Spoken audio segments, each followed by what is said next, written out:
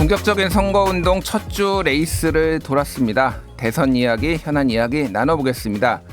이승훈 민주당 전략기획위원회 부위원장, 류재화 국민의힘 세종시 갑 당협위원장, 임승호 개혁신당 대변인 세 분 나오셨습니다. 세 분 안녕하세요. 안녕하세요. 예, 이승훈 변호사님, 예, 제가 네. 뭐 평소에도 종종 뵙고 가끔 그랬는데 가톨릭 신자시라는 얘기를 제가 들었어요. 네, 레오고요. 오늘 평화방송. 세례명일 레오세요? 네, 세례명일 레오입니다. 그럼 뭐 거의 교황님과 동급이신데 지금? 네. 예. 뭐 오늘 처음 나오셨나요? 저희가 처음 네. 모셨었나요? 전에 네, 처음 나왔고요. 예. 아마 저가 처음인 것 같아요. 저 CPBC 뒤에서 4년 혼자 찍었어요. 그러셨군요. 또 이렇게 모시게 돼서 영광이고 임승호 부대변인님은 지난주에 이어서 또 오셨습니다. 네, 자주 나오고 있는데 열심히 하고 있습니다. 예, 저희가 워낙 잘하시니까 계속 모시게 되더라고요. 그리고 감사합니다. 류재화 변호사님, 네. 또 국민의힘 세종시 갑 당협위원장이신데 오늘 저희 방송 처음 나오신 거죠? 네, 이렇게 불러주셔서 처음 나오게 됐습니다. 세종시에서 오늘 올라오신 건가요? 네, 올라왔습니다. 아유, 저희가 그러면 교통비라도 좀 더 드려야 될 것 같은데 회사 방침을 제가 정확하게 몰라가지고. 제작진이 듣고 있으니까 뭔가 변화가 있지 않을까. 알겠습니다. 이렇게 대선도 좀 화기애애했으면 좋겠는데 이게 참 어차피 승자는 한 명이고 또 그러다 보니까 좀 치열해지고 좀 약간은 눈살 찌푸려지는 일들도 있는데 그런 좀 우리는 그래도 좀 부드럽게 공격을 하더라도 좀 품위 있게 이렇게 한번 진행해 보도록 하겠습니다. 자, 선거운동 이번 주가 첫 주예요, 사실은. 공식 선거운동은. 그렇죠. 제 느낌은 한 2달 한 것 같아요, 지금. 너무 많은 일들이 하루하루마다 계속 벌어지고 있고. 일단은 총평 한번 들어볼게요. 우리 당의 선거운동 일주일 어떻게 했나. 그리고 다른 당. 뭐 선거운동 어떻게 해야 돼? 너무 길게 하지 마시고 짧게 짧게. 여기 먼저 이승훈 변호사님부터. 진짜 뭐 우리 당은 뭐 국회의원들도 다 지역에 내려가가지고 다 옷 입고 사람들 만나고 전화하고 다 그러고 있거든요. 예. 그만큼 좀 지금도 절박하게 이렇게 호소하고 있다. 꼭 투표해야 된다. 득표율을 올려야 된다라고 하고 있고요. 예. 국민의힘 선거에 대해서 평가를 하자면 저는 김문수 후보가 지금 당장 선거 중단하고 국회의원들하고 모여서 의총 열어가지고 좀 새롭게 시작해야 될 것 같아요. 뭐 도대체 뭐 하는 분들인지 잘 모르겠어요. 저분들이 민주당을 위해서 열심히 띄워주고 있는 것 같은데 이재명 후보 말로는 정말 스스로 자빠진다고 하잖아요. 예. 이렇게 민주당 입장에서도 기분이 별로 안 좋은데 보수 지지자들 입장에서 보면 국민의힘과 김문수 후보를 정말 어떻게 볼지 정말 답답할 것 같아요. 알겠습니다. 예, 류재화 위원장님 말씀해 주시죠. 뭐 이번 대선이 치러지게 된 원인을 생각해 보면 결국 국민의힘이 배출한 윤석열 전 대통령의 탄핵당함으로써 치러지게 된 대선 아니겠습니까? 예. 그렇기 때문에 선거 초반에 국민의힘에게 유리한 지형이 형성되기를 기대하기는 어렵다고 생각했고 굉장히 어려운 선거를 시작했습니다. 공교롭게도 3당에 여기 나와 있는 저희 3명이 속해 있는 3당의 대선 후보들이 영남에서 첫 일정들을 소화했는데요. 예. 영남은 사실 국민의힘 입장에서는 저희 지지 기반이고 안방 뭐 혹은 텃밭이라고도 이렇게 일컬어지고 있는 곳입니다. 근데 그곳에서 처음으로 이제 3당이 똑같이 동선을 소화하게 된 것은 아무래도 이번 현재 선거 초반의 이 흐름을 간단하게 요약하면 보수의 텃밭을 뺏을 것이냐, 빼앗길 것이냐, 아니면 지킬 것이냐, 뭐 이렇게 요약할 수 있을 것 같아요. 그만큼 국민의힘이 어려운 입장에서 지금 선거 초반을 보내고 있는데, 예. 아까 뭐 이승훈 변호사님께서 제 생각엔 뭐 좋은 조언을 해주신 것 같습니다. 국민의힘이 지금이라도 그 이전 과거와 절연하고 다시 새롭게 재탄생하는 모습을 국민께 보여야. 국민이 그 다음에 국민의힘이 얘기하는 미래 비전에 대해서 저는 귀 기울여 들으실 것 같아요. 알겠습니다. 예, 그렇게 노력하겠습니다. 예, 상대당 평가도 짧게. 뭐 이재명 후보 민주당 굉장히 지금 기세 등등하고 여론조사도 뭐 좋게 나온 게 많고 한데 이제 사법부 겁박하는 걸 보면은 너무 오만에 빠진 건 아닌가 싶습니다. 이제 그런 거 경계하셔야 될 것 같아요. 알겠습니다. 왜 그 양당 두 분께서 왜 개혁신당은 언급 안 이준석 후보. 해주시는지 전략적인 것인지. 개혁신당 네. 임승호 대변인 말씀해 주시죠. 네, 뭐 다른 당부터 좀 말씀드리면 민주당 같은 경우에는 말씀하신 것처럼 지지세가 굉장히 강하다는 건 부정할 수 없을 것 같아요. 다만 그 지지세가 강한 만큼 이제 인사들이 많이 몰리고 결국에는 그 주변 분들이 나오는 어떤 실언 리스크라든지 이런 부분도 좀 한두 번은 터질 것 같다라는 생각이 들고요. 또 이재명 후보 본인도 사실 좀 말을 많이 아끼는 전략으로 가는 것 같은데 일요일부터 이제 토론회가 있지 않습니까? 예. 3번 정도의 토론회가 있는데 지난 선거에서 뭐 기축동화국 발언이라든지 아니면 뭐 수직 이착륙 이런 발언에 있어서 좀 정책에 대한 이해도가 좀 없는 거 아닌가라는 비판을 받았었는데 그런 실언을 관리하는 게 좀 중요한 전략이 될 것 같다 이런 생각이 들고 국민의힘 같은 경우에는 사실 좀 드리고 싶은 말씀이 많은데 전략이 없는 것 같습니다. 근데 전략이 없는 거는 본인들 사정이니까 제가 뭐라고 하진 않겠는데 옆집인 개혁신당에도 불을 붙이고 있는 것 같거든요. 결국에는 지금 뭐 윤석열 전 대통령을 제명시키니 많이 이런 이슈들을 던짐으로 인해서 사실 이재명 대표의 뭐 말씀하신 어떤 형소법 개정이라든지 재판기일 문제가 사실 다 빨려 들어가고 있어요. 윤석열을 제명시키나 마냐로 모든 이슈들이 빨려 들어가고 있어서 사실 이 문제가 정리되든 말든 이 표심과 크게 상관이 없습니다. 만약에 정리한다 하더라도 중도층 입장에서는 이미 정리한 그 문제를 정리한 민주당과 개혁신당인데 왜 국민의힘을 뽑을까요? 그러니까 이미 지나갔어야 될 문제를 가지고 옆집에 불지르지 마시고 좀 전략을 챙기시라는 말씀을 드리고 개혁신당과 이준석 후보는 뭐 지지율 측면에서 사실 많이 부족한 점이 있긴 한데요. 어쨌든 젊은 층의 지지도는 좀 확인된 바가 있어서 후보 토론회를 비롯해서 이제 다음 주부터는 본격적으로 좀 약세라고 불리는 중장년층과 관련된 어떤 행보라든지 유세 일정이 좀 나오지 않을까 그런 기대를 하고 있습니다. 알겠습니다. 예, 뭐 임성호 대변인이 언급을 해주셨으니까 윤석열 전 대통령 탈당, 뭐 자진 탈당 아니면 뭐 출당, 뭐 제명 등등을 좀 여쭤볼게요. 먼저 이거는 유리재화 위원장님한테 여쭤봐야 될 것 같아요. 당사자니까. 네. 지금 김용태 비대위원장이 조만간 뭐 예, 만난다라고 했는데 오늘 좀 KBS 라디오의 인터뷰 보니까 지금 내일 지금 방문하겠다 뭐 이런 얘기를 하더라고요. 주말 지금 그러니까 어쨌든 이번 주 일요일 날 내일 모레 지금 TV 토론이 있고 그 전에 좀 이 문제를 정리하고 싶어 하는 것 같은데 지금 어떻게 되고 있어요, 이게? 그렇습니다. 이제 시한으로 따지면 5월 18일 첫 TV 토론을 앞두고 윤석열 전 대통령의 거취 문제가 정리되는 게 국민 입장에서 더 좋습니다. 근데 다만 그 김용태 비대위원장이 노력을 많이 하고 있는데 사실은 지금 산동훈 전 대표가 국민의힘 후보가 아니고 이제 김문수 후보가 국민의힘 후보가 됐잖아요. 예. 이런 상황에서는 뭔가 이렇게 스무스한 자연스러운 자진 탈당 모양새는 실제로 원하는 효과를 거두기가 굉장히 어렵습니다. 지금 후보가 김문수 후보이기 때문에 국민들한테 우리 국민의힘이 재탄생했다, 거듭났다는 걸 각인시키기 위해서는 예. 그러면 강제 탈당, 출당. 예. 그러니까 국민의힘이 가차없이 매몰차게 그것도 이제 당헌 위반으로 해당을 했다고 해서 예. 징계한다는 취지에서 강제 출당을 시켜야만 그것이 이 선거를 이기는 데 도움이 될 수 있지. 그렇지 않고 뭔가 스무스하고 자연스럽게 하는 것은 국민들이 보기에는 뭐 이것은 뭐 오히려 윤석열 대통령이 국민의힘에 선물을 주는 모양새가 될 수도 있거든요. 예. 예, 그렇게 비춰서는 선거 승리하는 데 도움이 되기 어렵다고 생각합니다. 그렇군요. 그러니까 류재하 위원장님은 어쨌든 뭐 개인적인 입장으로서 출당 조치를 해야 된다. 자진 탈당할 가능성도 높지 않다. 뭐 이렇게 보시는 거죠, 그러니까. 네, 강제 출당만이 지금 국민의힘이 이긴데 이바지할 수 있는 유일한 선택지다 이렇게 생각합니다. 알겠습니다. 뭐 이제 당원 당규를 바꿔서 내란 뭐 이렇게 할 경우에는 3년 동안 이제 당원 자격을 정지한다. 뭐 이런 것도 지금 추진한다는 얘기가 나왔는데 이승훈 변호사님, 이승훈 위원장님은 어떻게 보십니까? 국민의힘이 이번 주 안에 이거를 정리를 하고 좀 새 출발을 하고 TV 토론 전에 뭐 이렇게 될 거라고 보시나요?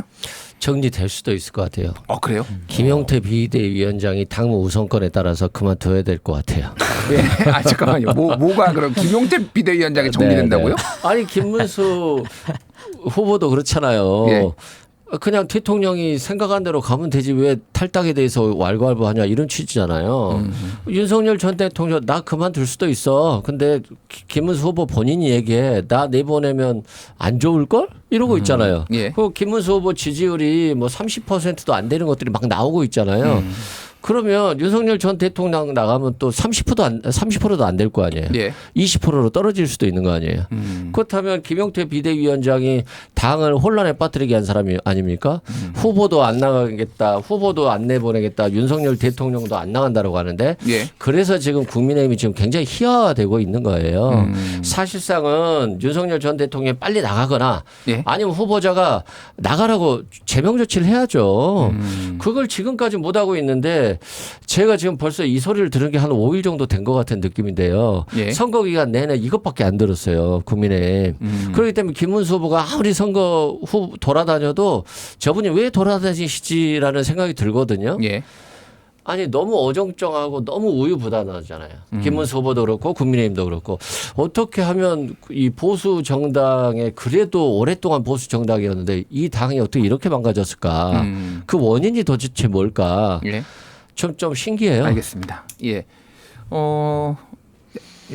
대변인님께는 요거를 여쭤볼게요. 임승호 대변인님께는 그 이제 지금 국민의힘 쪽에서 이제 얘기하는 거는 어쨌든 이준석 개혁신당 후보하고의 단일화 얘기가 계속 나오고 있는데 그게 어쨌든 뭐 내란 뭐 이준석 후보도 그렇게 단일화는 없다라고 얘기했지만 특히 이제 이 탄핵에 대해서 찬성하고 그리고 이 계엄에 대해서 뭐 이렇게 윤석열 대통령을 절연하지 못한 뭐 이런 정당하고 어떻게 손을 잡냐 이런 취지의 얘기도 했거든요. 만약에 윤석열 대통령이 이제 가정법인데 탈당, 뭐 출당 이런 게 되면은 그게 좀 다른 전제 조건들이 좀 해소가 되는 거 이런 걸로 좀 볼 수가 있는 건가요? 아니 탈당과 출당이라는 거는 계엄 직후에 바로 있었어야죠. 하려면은 그 계엄이 뭐 헌법재판소 판결 전이라 했더라도 8대0 인용이 나온 만큼 그것에 대해서 누가 봐도 그 국회에 군대를 투입했다는 것은 용서할 수 없는 일이거든요. 예. 그래서 그 행위가 있은 즉시에 제명과 출당을 해야 됐다고 이미 이준석 후보도 그런 식으로 주장을 했었어요 당시에. 근데 그거는 뭐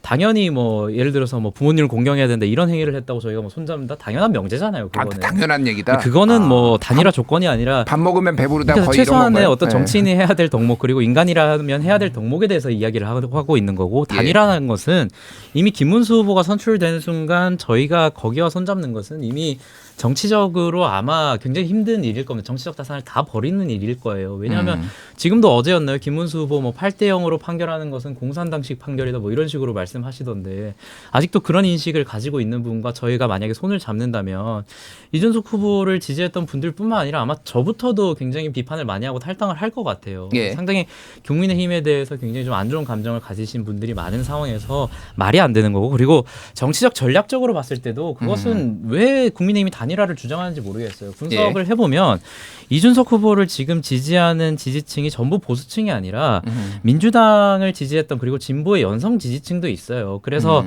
어제였나요? 언론 보도 분석이 아마 있었을 텐데 김문수 후보로 만약 이준석 후보가 단일화 됐을 경우에 보수 지지층으로 김문수 후보로 가는 표도 있겠지만 민주당으로 가는 표도 많다라는 분석이 있었어요. 이건 결국에는 이준석 후보를 지지하고 있는 그 지지층은 진보 진영을 지지했거나 아니면 민주당을 지지하는데 이재명 후보는 못 찍겠다라는 연성 지지층이 있는 거거든요. 예. 그래서 어떻게 보면 국민의힘 입장에서도 저희가 이재명 후보의 일부 표를 뺏어오고 있는 겁니다. 묶어놓고 있는 거예요. 만약에 이게 국민의힘 김문수 후보로 갔을 때 이게 풀려가지고 이재명 후보로 간다? 아마 저는 김문수 후보에게도 마이너스 측면이 더 강할 것 같거든요. 그래서 지금 저기에 1호 공약, 2호 공약이 3호 공약이 전부 1호 공약 뭐 윤석열 제명, 2호 공약이 이준석 단일화.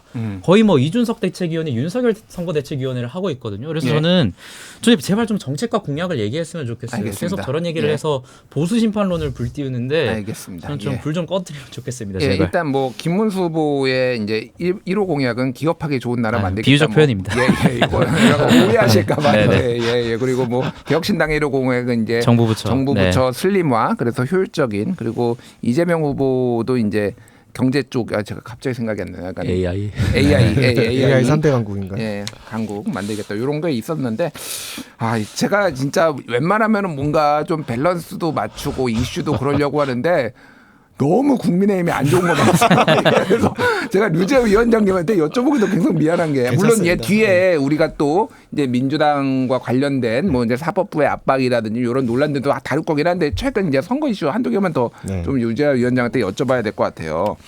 자, 홍준표 시장, 그러니까 이게 지금 나온 뉴스들 최근에 몇 개를 제가 이제 정리를 해보면은 홍준표 시장이 계속 국민의힘을 향해서 좀 독서를 퍼붓고 있는 이런 상황이에요. 그래서 지금 뭐 국민의힘에서 강대식 의원인가요? 지금 하와이로 급할해서 지금 모시려고 하는 뭐 이런 상황인데 오지 말라고 한 상황이고 뭐 김상욱 의원은 탈당해가지고 지금 이재명 후보 지지를 하고 있고 그리고 최근에 뭐 정호영 이제 12.12 쿠데타 뭐 이 지금 아직 살아계신지도 몰랐는데 지금 이분이 고문으로 영입됐다가 5시간 만에 취소가 되고 뭐 장해찬 전 최고위원 같은 경우에 복당을 했는데 이거 가지고 굉장히 뭐 논란이 많고 그리고 뭐 최근 언론 보도를 보면은 뭐 김문수 후보가 혼밥했다 막 이런 보도까지 나오다 의원들이 막 도와주질 않는다 지금 막 이런 얘기까지 나와서 지금 좋은 뉴스가 진짜 하나도 없더라고요. 이거 어떻게 이거를 좀 당에서는 좀 보고 계시고 해결을 하려고 하나요? 그 5월 10일 날 예.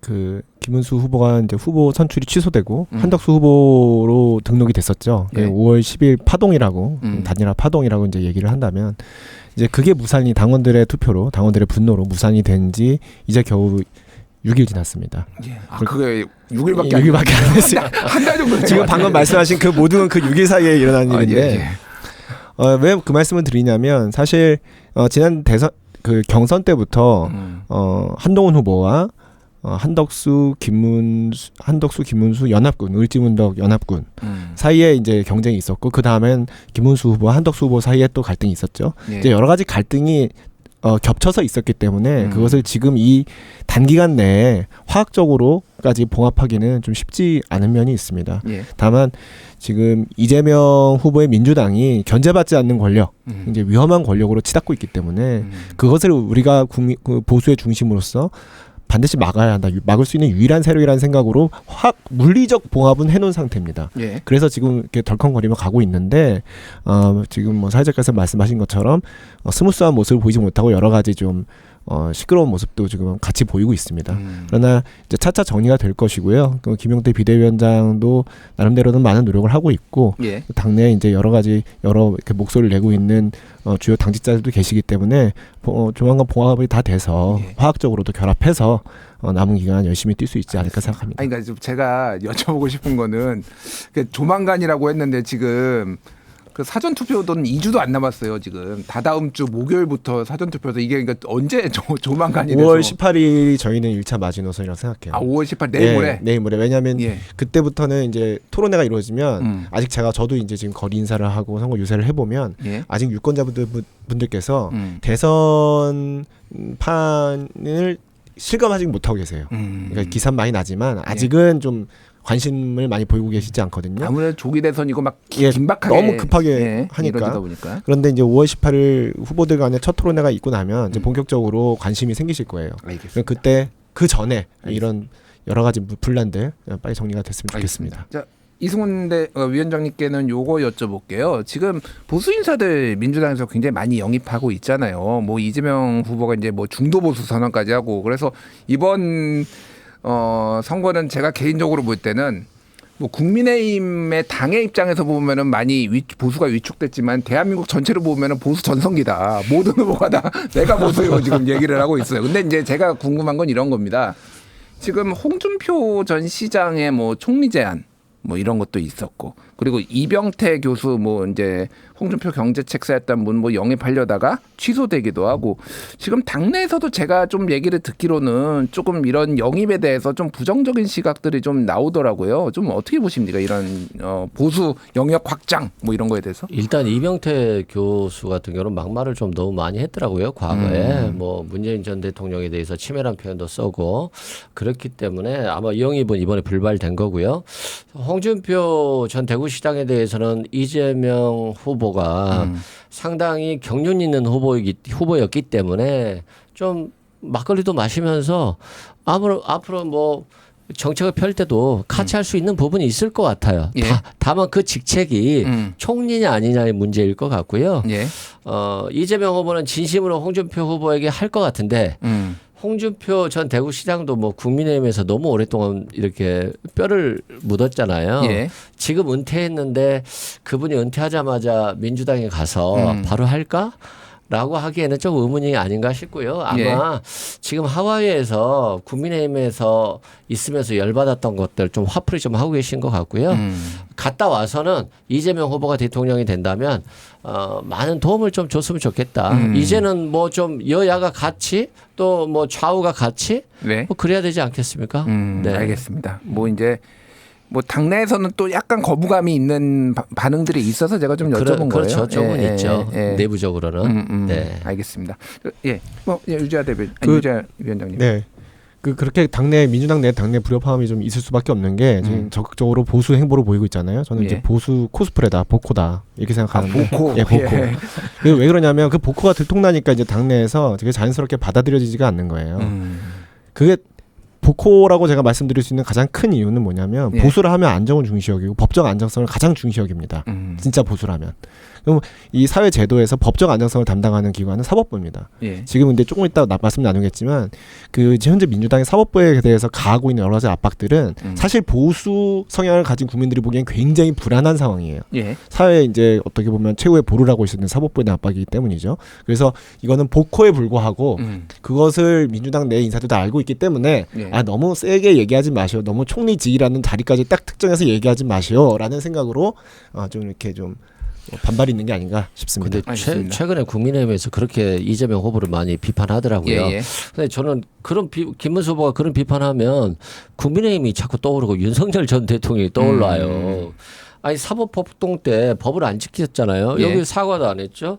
헌재가 8대 0으로 판결난 것도 뭐 김정은이다 독재다 시진핑 독재다 이러는데 보수 참칭은 국민의힘이 하고 있는 알겠습니다. 거죠. 예, 그 얘기는 저희가 조금 뒤에 요 이제 임승호 대변인 얘기를 좀 들어보고 그다음에 할게요. 임승호 대변인께는 뭐 요 얘기를 좀 여쭤볼게요. 네. 사실 이준석 후보가 이제 굉장히 고군분투하는 거는 알고 있는데 많은 분들이 얘기하기에 조금 너무 외로워 보인다. 사실은. 이준석 후보가. 그러니까 네. 이게 어쨌든 당의 크기도 있고 사실은 이제 대선이 되면은 누가 지지 선언도 해주고 이러면서 좀 이렇게 새가 좀 보이는 거 이런 것들도 중요하거든요. 근데 당내에서도 사실 좀 많은 분들이 뭐 이게 이탈은 허은하 전 대표도 있고 뭐 여러분이 이탈하신 분들도 있고 이준석을 돕겠다라는 분이 딱히 눈에 안 들어. 예전에 뭐 김종인 전 비대위원장이나 이런 분들도 사실 약간 거리를 두고 있는 것 같고 지금 왜 이런 건지 그리고 좀 앞으로 전략이 있는지 좀 궁금해요. 뭐 아예 없다고 볼 수는 없는 게 최근에 또 YS 차남이시죠. 김현철 이사장께서 또 지지 선언을 해주신 바가 있어서 뭐 아예 없다고 표현할 수는 없을 것 같고 다만 이게 선거판이라는 게 결국에는 새에 따라 움직일 수밖에 없는 측면이 있는 것 같아요. 예. 김상호 의원 탈당하시더니 바로 이게 민주당 유세차에 올라서 또 뭐 유세까지 하시는 모습 보이시던데 이런 측면에서 봤을 때는 결국에는 정치인은 어떤 정치적 이익 그리고 정치적 트로피에 따라서 움직일 수밖에 없는 존재이기 때문에 현재 지지율을 보이고 있는 이준석 후보에게 확연히 지지세를 보이는 것은 힘들다. 그래서 뭐 저희가 누군가의 지지 선언, 누군가의 어떤 세불리기를 통해서 어떤 지지율을 다시 도모한다는 건 굉장히 힘들 것 같고 다만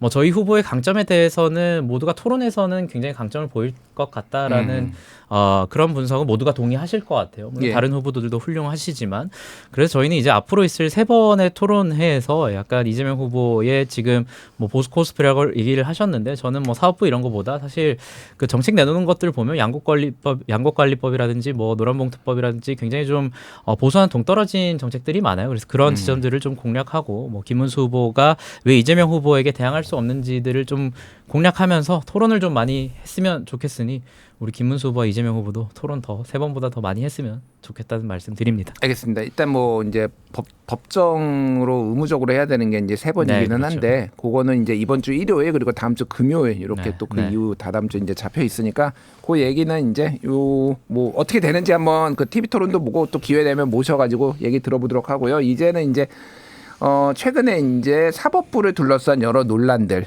예, 이제 이 대법원 판결 이후 파기환송심 이후에 이제 논란들 그리고 이제 사법 개혁 그리고 민주당의 사법부 압박 뭐 등등등 아니고 또 이제 여러 민주당의 이제 법안 제출 등등등 이런 논란들을 좀 종합적으로 얘기를 해볼게요. 일단 이거부터 얘기를 해보죠. 이제 어쨌든 대법원에서 이재명 이례적으로 조금 빠르다라는 평가가 있는데 빨리 이제 한 달여 만에 파기환송 결정을 하고 그런데 이거에 대해서 이제 민주당이 상당히 강하게 이제 대법원을 좀 압박을 하고 있어요. 하나는 이제 청문회 출석하지는 않았지만은 청문회를 지금 열었고 대법원 청문회를 열었고 또 하나는 지금 조희대 특검법을 발의해서 법사위에 상정이 돼 있는데 이거는 뭐 먼저 이승훈 변호사님께 여쭤볼게요. 지금 조금 너무 무리하는 거 아니냐. 이런 여론들이 많이 있어요. 언론에서도 사실은 좀 진보 언론에서도 조금 이거는 무리다. 뭐 아니면 조금 자제해야 된다 이런 얘기들이 나오는 좀 민주당 입장은 어떤가요?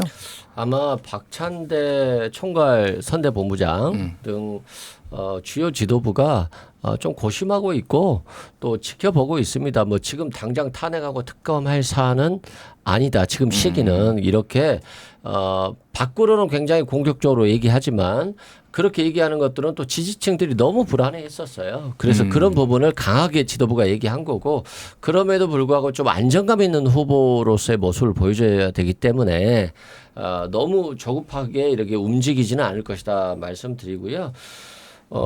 빛의 속도로 대법원에서 이재명 후보에 대해서 유죄 판결을 내렸잖아요. 예. 근데 이제 한 달이라고 하셨는데 실은 전원 합의체 회부 후 3일 만에 유죄 판결이 나온 거예요. 그러니까 정확하게는 이제 4월 22일에 첫 심리를 하고요. 네. 24일에 두 번째 심리를 하고 29일에 5월 1일 날 판결한다라고 이제 네. 얘기가 나와서 5월 1일 날니까 그 기간으로 따지면 첫 심리 이후로는 한 열흘 정도 맞아요. 네, 걸렸습니다. 근데 이제 네. 아마 두 번째 전원 합의체 판결 때 10대 2로 판결을 한 것 같아요. 그리고 나머지는 이제 판결문 작업이었기 때문에 결국 뭐 2, 3일 만에 뭐 6만 쪽 기록을 다 보지 못한다. 그건 이해하겠는데 기록을 아마 한 쪽도 안 본 것 같아요. 그리고 로그 기록도 안 주는 거잖아요. 예. 이건 줄 수가 없는 거죠. 왜 그러냐면 국민들 입장에서 보면 앞으로 곧 대통령 될 사람인데 유력 후보인데 어떻게 재판을 기록도 안 보고 하지? 이걸 상식적으로 용납할 수 있는 부분이 없거든요. 그리고 국민들 입장에서 굉장히 불안했던 거죠. 예. 그래서 뭐 특검하자 탄핵하자 뭐 이렇게 나왔던 건데 그런 강한 주장이 있었음에도 불구하고 청문회만 한 거예요. 예. 그래서 일단 청문회 하고 다시 서울고법에서 이제 재판을 연기를 했잖아요. 그때부터 좀 안정감이 들었어요. 그 전만 해도 연기가 안 되면 바로 뭐 탄핵 들어간다 이렇게 했고 예, 서울 고법 판사 그리고 뭐 대법관 뭐 그렇죠. 예, 판사들 실제 그때 재판 연기가 안 됐으면 들어갈 수도 있었어요. 근데 재판이 연기되면서 여유를 좀 갖췄고 방어할 수 있는 시간을 가졌기 때문에 지금 뭐 특검이나 탄핵은 그렇게 지도부에서 조급하게 결정할 건 아니다. 예. 예, 걱정 안 하셔도 된다 말씀드립니다. 알겠습니다. 류재화 위원장님은 하실 말씀이 많을 것 같아요. 예, 그렇죠. 일단 그 뭐 법안 발의한 거는 뒤에 다시 좀 논의할 테니까 전 요 상황에 대해서만 먼저 좀 말씀해 주시죠. 예, 예. 아까 이승우 변호사님께서 이제 헌법재판소 만장일치 결정에 대해서 이제 승복해야 된다 국민의힘도 거기에 대해서 이제 가타부터 얘기하면 안 된다 말씀하셨는데 저는 전적으로 동의합니다. 예. 헌법재판소가 만장일치를 결정해줘서 사실 국민의힘 지도부나 많은 지지자들 광장에 나갔던 지지자분들도 많이 승복하고 계세요. 예. 저는 이재명 후보의 민주당도 대법원 판결에 승복했으면 좋았겠다라는 생각합니다. 하지만 국민의 뜻이 더 중요하다고 하면서 사실상 불복 취지를 보이셨죠. 불복 이후에 이뤄진 것은 뭐냐면 방금 이제까지 나왔던 대법원 나아가 사법부에 대한 보복 협박들입니다. 그러니까 불복 이후에 보복. 그런 다음에 아까 이승훈 변호사님은 높게 평가하셨지만 서울고등법원 파기환송심을 맡았던 서울고등법원이 잡혀있던 공판기를 대선 뒤로 미루면서 예. 불복이 아니라 굴복했죠. 결국 그 불복과 보복과 굴복으로 이어진 이 사법부의 어떻게 무너지는 과정을 보면서 저는 많은 국민들께서 아니 이미 이재명 후보의 민주당에 의해 입법부인 국회가 장악돼 있는데 여기 이재명 후보가 지금 유력한 대선 주자 아닙니까? 예. 만약에 행정부까지 장악이 되면 사법부는 이미 사법부조차 무너진 상태에서 이건 입법, 사법, 행정이 거의 권력 분립 없이 한 사람 손에 떨어지는 거 아닌가라는 불안감을 가지고 계시는 거예요. 그게 견제받지 않는 권력. 심지어 말하는 이제 요즘 얘기하는 이재명 독재. 그렇죠. 뭐 저는 뭐 말씀하시는 독재라는 표현을 쓰고 싶습니다. 먼저 써주셨으니까 저는 안 쓰고. 아니 뭐 많이들 그렇게 많이 하시니까 제가 그렇게 주장하는 걸 말씀드리고 견제받지 않는 권력. 예. 네. 심지어 견제를 거부하는 권력, 독재로 나아가고 하는 권력이죠. 이제 그런 권력으로 나아가고 하는 그 이재명 민주당의 행태에 대해서 많은 국민들이 불안해하고 계시고 두려움을 느끼고 계시고 위험을 느끼고 계신데 그걸 자제하지 않고 있다는 것에 저는 이 민주당이 벌써부터 안에서 브레이크가 고장났구나 이런 것을 느낍니다. 알겠습니다. 임수고 대변인은 좀 뭐 당연히 비판적이실 텐데 네. 당에서 많이 메시지도 나왔고 사법부 겁박하지도 않고 헌재 판결 받지도 않은 이제 개혁신당 깨끗한 이준석 후보 입장에서 좀 말씀드리자면 일단 전과가 없어요. 네. 뭐 전과의 네, 사연은 굳이 전과 얘기는 그냥 하고 싶지 않습니다. 근데 뭐 사법부가 일찍 판결했다 뭐 사실 이런 얘기 다른 방송에서도 너무 많이 해서 사실 1심, 2심, 3심까지 하면 오히려 일반적인 판결보다 더 길게 걸렸다라는 분석도 있고 또 뭐 서울고법이 재판을 연기해줘서 좀 방어할 그게 생겨서 이제 뭐 탄핵 특검을 좀 안 생각할 수 있다고 말씀하시는 것 자체가 자신들의 어떤 권력과 자신들이 쥐고 있는 무기가 굉장히 좀 사법부를 겁박할 수 있는 용도로 쓰일 수 있다는 걸 인지하시고 계신 것 같아요. 다만 다행인 것은 이제 변호사님께서 말씀하시고 또 최근에 어떤 다른 방송에서도 패널 분들이 이야기를 들어보면 실제로 탄핵이나 특검까지는 갈 것 같지 않아서 다행히도 뭐 그게 정치 전략적인 것이겠지만 그래도 사법부의 어떤 존엄을 봤을 때는 저는 다행스러운 일이다라고 생각을 합니다. 다만 여기서 저희는 이제 국민의힘을 포함해서 보수 진영의 정치 전략이 과연 어떻게 갈 것이냐도 한번 생각해 봐야 된다고 생각을 해요. 제가 방금 저는 그래도 전과 얘기 안 해요라고 한 것은 전과 얘기, 뭐 인성 얘기 그리고 사법부 얘기에 좀 국민들이 많이 지치신 측면도 있을 것 같아요. 어쨌든 지금 선고일은 연기됐고 보수 진영에서 이걸 바꿀 수는 없습니다. 그것은 사법부의 영역이기 때문에 이러한 측면에서 봤을 때는 전 국민의힘에도 좀 부탁드리고 싶은 게 지금 이재명 대항마가 저입니다라고 하면서 얘기하는 게 결국에는 계속했던 거 이재명은 전과가 있습니다. 이재명은 뭐 인성이 그렇습니다라는 얘기들은 사실 경기도지사 선거나 지난 총선에서는 다 평가를 받고 어쨌든 이재명 후보가 그걸 딛고 이겼어요. 그것은 부정할 수 없는 사실입니다. 그래서 보수 진영 입장 그리고 국민의힘 입장에서도 조금 이재명 후보 정책적으로 굉장히 공격할 거 많다고 보이거든요. 저도 이제 토론팀에서 이것저것 분석하고 있는데 굉장히 좀 부실한 측면이 많아요. 그래서 국민의힘 측도 이제 사법 판결에 대해서 충분히 비판한 것 같습니다. 그리고 개혁신당 꾸준히 비판하겠지만 거기 플러스 알파로 이제 왜 이재명 후보가 집권했을 때 정치적으로 그리고 정책적으로 위험할 수 있냐를 좀 같이 공격하면 어떨까라는 좀 제안을 드립니다. 알겠습니다. 자, 근데 이제 이게 또 정책의 문제라서 지금 다시 좀 여쭤보면 좋을 것 같은데 먼저 이건 류재하 위원장님한테 좀 여쭤볼게요. 그러니까 지금 민주당에서 지금 이제 발의한 법안들 뭐 이제 사법개혁과 관련해서 발의한 발언들이 이거는 좀 논쟁이 있는데 이제 이게 정치적인 논쟁도 있고 약간의 이제 법안의 내용에 대해서도 좀 이제 충돌한 부분 얘기들이 있더라고요. 그러니까 하나는 대법관 수를 지금 14명에서 늘리는 거, 그거를 30명에서 100명 뭐 이렇게 늘리는 거가 하나가 있고 하나는 이제 지금까지 법원의 판결에 대해서는 헌법소원의 대상에 이제 제외가 됐는데 헌재로 가져가는 게 제외가 됐는데 이거를 헌재로 넣는 거. 지금 오늘 몇 시간 전에 기사가 나왔는데 헌재에서는 긍정적으로 본다 이런 또 입장이 나왔더라고요. 이 법안들은 좀 어떻게 보시는지 궁금해요. 또 법조인이시니까 여러 법적 쟁점들이 좀 뭐 말씀해 주실 수 있을 것 같아요. 사실 지금 추진되고 있는 법원조직법 개정안이라든가 헌법재판소법 개정안은 갑자기 하늘에서 뚝 떨어진 얘기들은 아닙니다. 이전에 이제 사법개혁의 일환으로 그리고 대법원과 헌법재판소의 적절한 역할 분담이 무엇이냐에 대한 논의의 일환으로 이런 법안들의 개정 문제도 같이 논의가 되어 왔거든요. 그렇기 때문에 이 자체가 갑자기 새로운 얘기는 아니고요. 다만 지금 민주당이 이 법원조직법 개정안과 헌법재판소 개정안을 추진하겠다고 하는 이유는 아까 말씀드렸던 사법부에 대한 압박, 겁박의 일환으로 겁주는 거거든요. 대법원에 대한 압박으로 겁주는 거기 때문에 이렇게 번개불에 콩껌 먹듯이 이렇게 처리할 수 있는 법안의 내용은 아닙니다. 대법원과 헌법재판소 역할 그리고 헌법에서 또 사법권은 법관으로 구성된 법원에 주도록 돼 있어요. 근데 그 법관들이 내린 판결에 대한 재판 헌법 소원을 헌법재판소가 한다는 건 과연 헌법에 부합한 것인지 이런 거에 대한 심도 있는 논의가 필요한 거예요. 그리고 법관 증원도 상고법원을 별도로 도입하자 대법원 말고 이런 얘기도 있었고 아니면 법관 수를 양승태 대법원장 시절에 그런 얘기들이 그렇습니다. 있었죠. 그리고 대법관의 수를 증원하자라는 얘기도 이전부터 있었는데 그게 뭐 30명이든 100명이든 마찬가지입니다. 다만 그런 건 논의해볼 만합니다. 그리고 헌법재판소와 대법원 사이의 역할 분담에 대해서 논의해볼 만해요. 하지만 지금 이 시기에 이렇게 급박하게 진행된 사안은 아니라는 거죠. 이거는 그러면은 정치적 정략적 목적이 이재명 있다. 대표 대법원 판결 이후에 압박용으로 지금 법원 그렇습니다. 압박용으로 나왔다 이렇게 보시는 거군요. 알겠습니다. 이승훈 변호사님께도 여쭤볼게요. 그러니까 이게 저도 좀 찾아보니까 다른 나라의 대법관 수가 뭐 일본은 15명, 그런데 뭐 이탈리아 같은 경우에는 뭐 200명도 있고 이게 나라마다 너무 달라가지고 이게 사법 체계 시스템이 달라서 그러겠죠. 그래서 뭐가 옳은 건지는 모르는데 일단은 법조인이시니까 또 이 두 가지 좀 어떻게 나온 거고 어떻게 보시는지 궁금해요. 일단 대법관 수는 좀 늘려야 될 것 같아요. 예전에 대법관이 자기들이 본인들이 한 거예요. 양승태 대법원장 시절에 대법관 숫자는 적은데 사건은 많고 기록은 볼 수 없고 그러니까 고등법원에 상고부를 설치하고자 한 거잖아요. 예. 결국 고등법원 상고부에서 대법관 역할을 하겠다는 거잖아요. 근데 대법관 수를 늘리지 않겠다는 거잖아요. 자신들의 권위는 갖고 있겠다는 거잖아요. 그래서 제 생각은 야당 대표 대통령 선거 후보자의 기록조차도 안 보는 정도로 바쁘다는데 대법관 늘려줘야 되지 않나. 그래서 뭐 100명이라고 하는 것은 좀 과도한 것 같고요. 예. 일부 늘려야 될 필요성이 충분히 있겠다 생각되고요.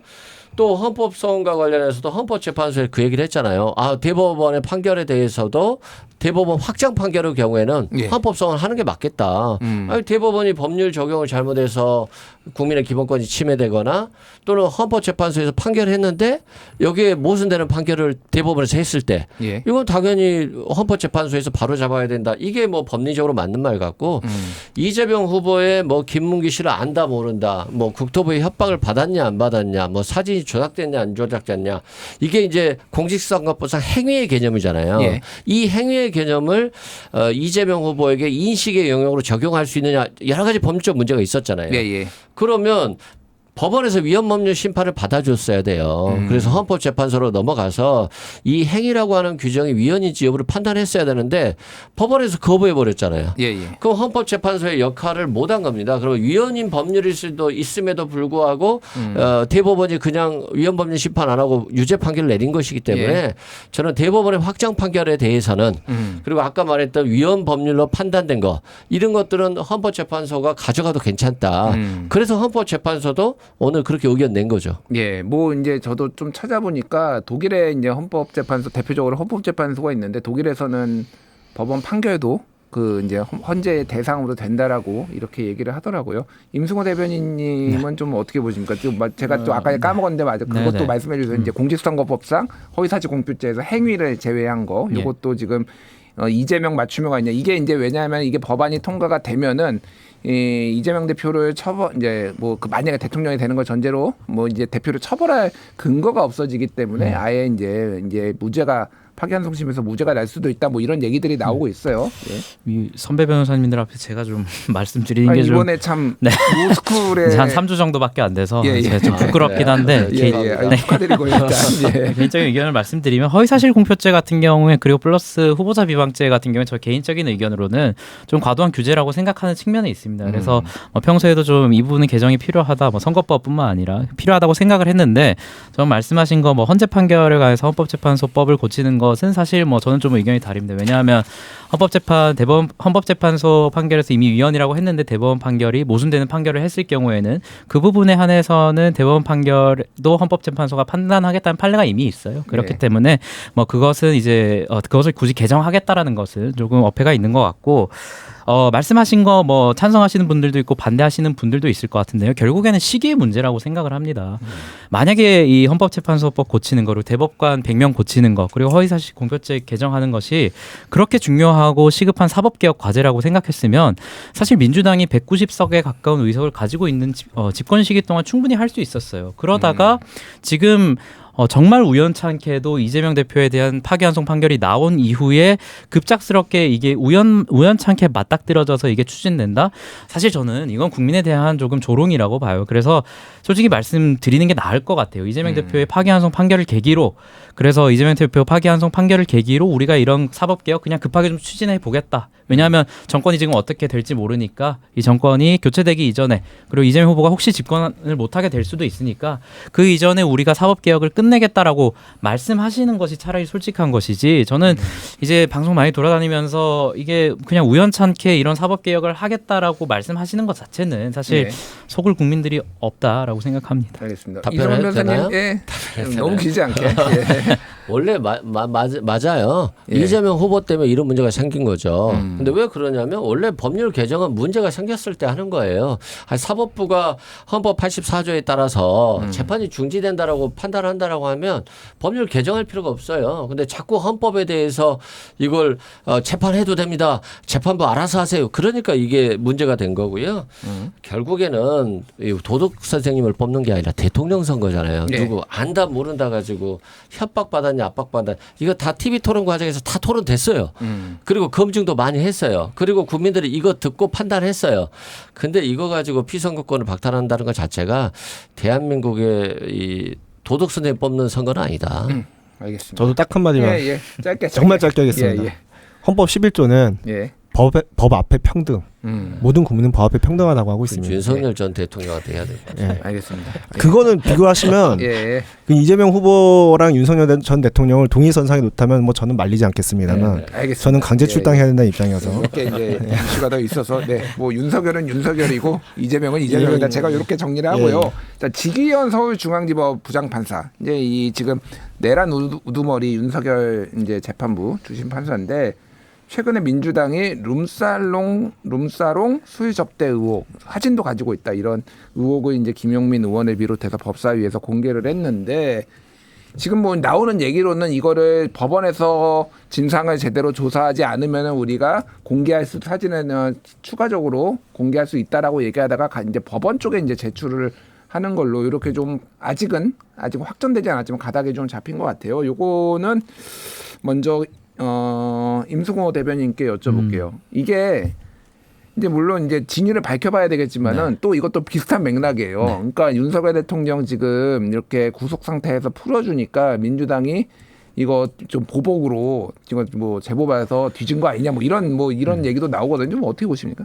그러니까 저는 민주당이 참 양치기 소년의 행위로 가고 있는 것이 아닌가라고 생각을 하는 게 사실 민주당이 이 부분에 있어 전과가 좀 있죠. 뭐 생태탕 관련해서 뭐 이제 생태탕 띄우다가 결국에는 뭐 밝혀진 거 없고 최근에도 뭐 한동훈 전 대표에 대해서 뭐 청담동 접대 술자리인가요? 그런 거 얘기하다가 결국에는 아무런 어떤 근거가 없는 것으로 밝혀지지 않았습니까? 예. 그래서 만약에 지기현 판사가 뭐 이런 뭐 성접대나 이런 것들이 있었다면 당연히 그에 대한 심판을 해야겠죠.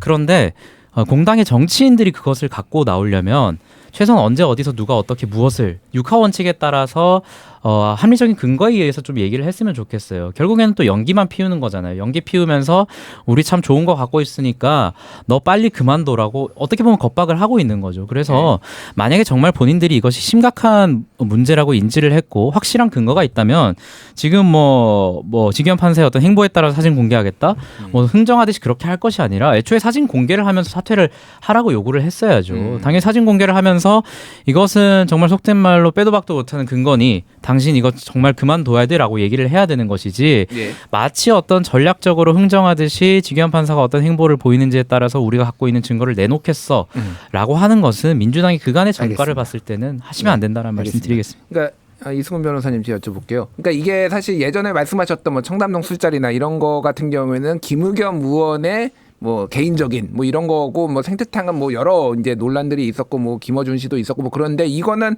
사실은 노종면 대변인이 이렇게 공식 브리핑한 거로 봐서 거의 당 차원의 대응으로 사람들이 인식을 하고 있거든요. 그러니까 증거를 좀 있다라고 많은 사람들이 생각은 하는 것 같아요. 증거가 있는 것 같아요. 근데 의원들도 잘 모르더라고요. 몇몇만 아는 그렇죠. 거죠 지금. 김용민 의원 등 핵심만 아는 것 같고요.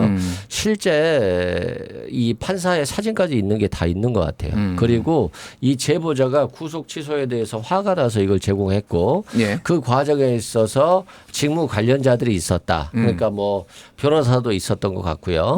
또 직무와 관련된 사람이 더 있었던 것 같아요. 그리고 이 술집도 한 군데만 다닌 게 아니라 여러 군데를 다녔다라고 제보하고 있거든요. 그건 굉장히 신빙성 있는 제보 같고요. 다만 이걸 실은 공개하려고 하다가 너무 사법부를 공격하는 거 아니야라고 하는 어떤 비판도 있고 또 이게 룸살롱에서 판사가 있는 뭐 사진을 공개하는 게 또 국가적으로 그렇게 적절해 보이지도 않기 때문에 비공개로 법원에 제출해서 직무감찰을 하도록 해서 네. 이게 확인이 되면 범죄나 비사실 확인이 되면 직무에서 배제하는 걸로 재판에서 배제하는 걸로 그 프로세스로 지금 가려고 네. 민주당은 준비하고 있습니다. 그렇군요. 네. 근데 이제 이게 결국은 지기현 판사가 지금 피고인인 윤석열 대통령한테 과도하게 우호적이다 이런 우려가 있는 거는 맞는데 그거를 해소하는 방식으로 이렇게 이런 걸로 하는 게 맞느냐 또 약간 그런 비판도 있더라고요. 아니 근데 예. 민주당이 제보가 안 오면 그런 걸 안 할 거잖아요. 제보가 왔는데 구속 취소도 시켜주고 김용현 장관 재판도 비공개로 다 하고 완전히 뭔가 국민의 알 권리를 무시하는 재판을 하고 있잖아요. 그런데 제보가 왔는데 이걸 어떻게 공개를 안 합니까? 할 수밖에 알겠습니다. 없지 않을까요? 예. 김용현은 1차 빼놓고는 지금 5차 공판에서 4번 비공개가 돼서 그거에 대해서 항의가 들어온 상황이라고 말씀드리고요. 류 변호사님 어떻게 보십니까? 민주당에서 제보를 받았으면 당연히 문제는 삼아야겠죠. 그거를 덮을 수는 없는 거고요.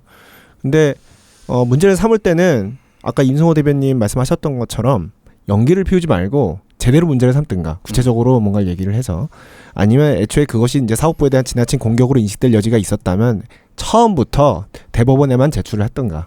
지금 이미 연기를 피워서 정치적 이익은 다 본 상태에서 예. 마지막에 이제 대법원에다 갖다 제출한다는 앞뒤가 좀 안 맞다 이런 말씀을 드리고 지기현 판사가 법관으로서 여러 가지 뭐 품위유지 의무 위반이라든가 여러 뭐 예. 혹은 그 이상의 뭐 처벌받을 수 있는 그런 행위를 했다면 엄정하게 대법원에서 이제 윤리감찰 받아서 처벌받아야겠죠. 징계 받아야 될 거고 그리고 필요하다면 그 재판에서도 배제가 돼야 될 거고.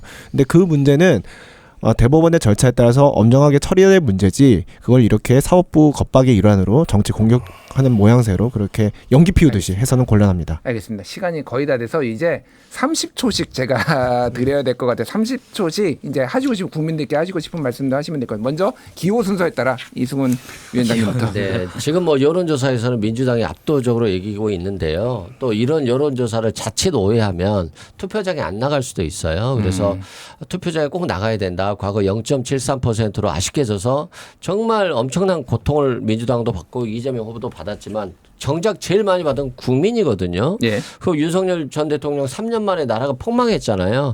압축 성장을 통해서 이 경제를 회복하려면 국정 동력이 있어야 되는데 예. 진짜 10% 차이로 이겨도 크게 안 보여요. 예. 그만큼 정말 열심히 꼭 하고 투표 좀 해주시기 알겠습니다. 바랍니다. 예, 압도적 승리를 위해서 나와달라 투표장에 나와달라 말씀해 주셨고 류재하 위원장님. 예, 국민의힘이 배출된 대통령이 탄핵돼서 치러지게 된 대선입니다. 먼저 죄송하고 반성하는 입장으로 전 우리 국민의힘이 대선 레이스를 달려야 된다 이렇게 생각합니다. 그리고 그 원인이 됐던 윤석열 전 대통령을 반드시 극복하겠습니다. 그래서 윤석열 전 대통령의 그림자로부터 국민의힘이 완전하게 벗어나는 모습을 국민께 보여드리겠습니다. 그리고 미래를 말씀드리겠습니다. 많은 미래 비전을 가지고 있습니다. 김문수 후보가 기업하기 좋은 나라 가장 중요한 얘기입니다. 일자리 얘기했습니다. 네. 그런 미래 비전을 제시하겠습니다. 알겠습니다. 예. 뭐 양당이 민주당 이제 사법부 겁박 논란에 휩싸여 있고 국민의힘은 아직도 계엄과 탄핵 문제에 휩싸여 있는 걸 보면서 참 우리가 선거로 경쟁을 해야 되는 선고로 경쟁을 하고 있는 참 이 모습이 볼썽사납다라는 생각이 듭니다. 그래서 양당 모두 이제는 약 한 3주 남은 시점에 선고 말고 선거로 정책 경쟁했으면 좋겠습니다. 알겠습니다. 예, 세 분의 바람대로 잘 이루어져야 되겠지만은 승자가 한 명이라는 게 아쉬울 따름이고요. 지금까지 이승훈, 류재와 임승호 세 분과 함께 대선 현안 이슈 이야기 나눠봤습니다. 세 분 감사합니다. 네, 감사합니다.